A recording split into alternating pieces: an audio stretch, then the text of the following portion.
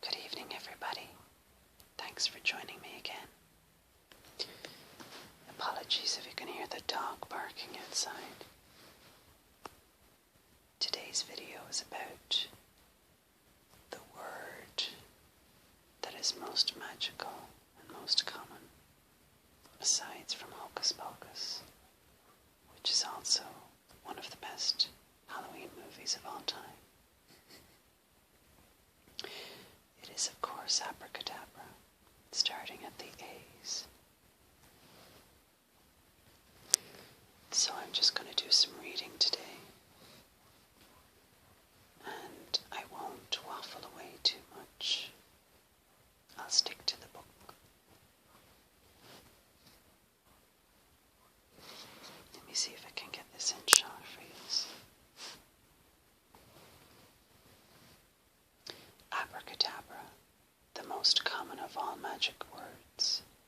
Abracadabra was used to conjure in medieval times and probably had its origin centuries earlier. Some theologians suggest that the word abracadabra is actually an acronym made up of the Hebrew letters for the Holy Trinity.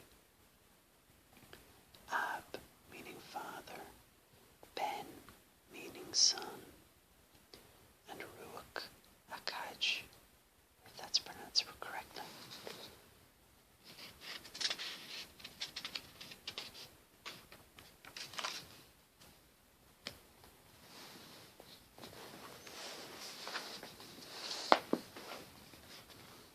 Meaning spirit. Other authorities contend that abracadabra is a corruption of the Gnostic word abraxas, possibly meaning hurt me not.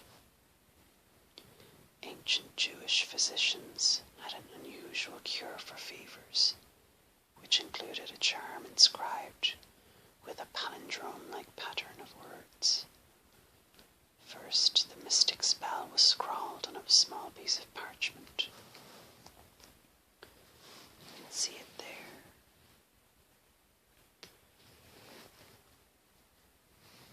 And the people called unto Moses, and Moses prayed to God, and the fire abated. May healing come from heaven, from all kinds of fever and consumption.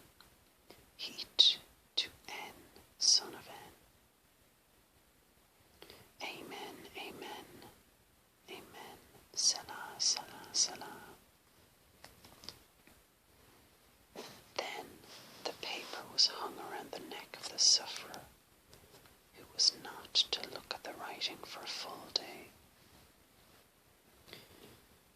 Through sympathetic magic, the heat of the fever, which was the patient's temperature, would lessen as the fire abated. Some theorists suggest that abracadabra comes from an ancient Aramaic phrase, Abracadabra, which means disappear like this word, or from the Hebrew phrase, Abrac ad abra, meaning hurl your thunderbolt unto death. The first extant record of the word written as abracadabra is in the works of Quintus Serenus Sammonicus, also seen as Sammonicus, who may also have coined the word. A doctor travelled with the Roman Emperor Severus to England in 208 AD. Sammonicus used a shrinking formula in a poem as a cure for the tertian fever. Abracadabra was to be written on a diminishing triangle on a piece of paper.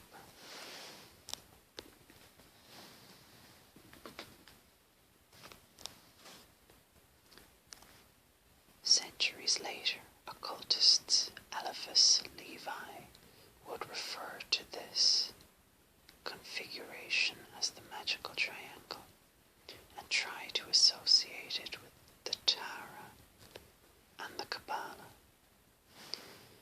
According to Simonicus, once the paper was so inscribed, it should be tied around the sufferer's neck with flax.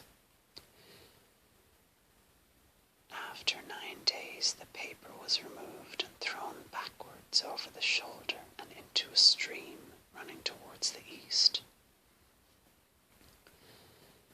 As the written words dissolved, it was believed so too would the fever disappear. The word abracadabra has been a part of folkloric medicine up to modern times.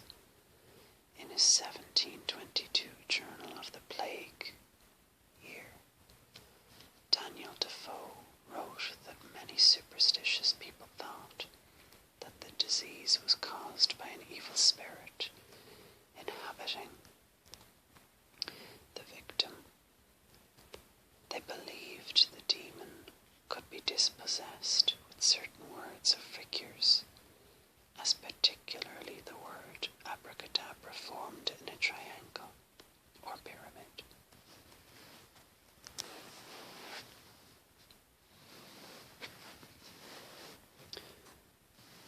Only a little over a century later, famous American circus entrepreneur P.T. Barnum observed that many German peasants believed that writing abracadabra on a piece of paper and carrying it with them would protect them from cuts and wounds.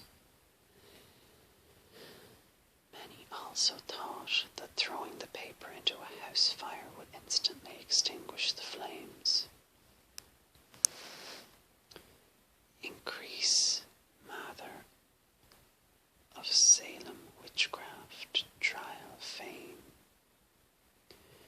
denounced abracadabra as a hobgoblin word, with no special powers, but modern-day warlock Aleister Crowley wrote that the word, whose true spelling he felt should be abracadabra, was a true magical word with incredible secret powers. Today the word abracadabra has passed into the vernacular, losing the sting of mysticism and being relegated to the patter of the magical entertainer.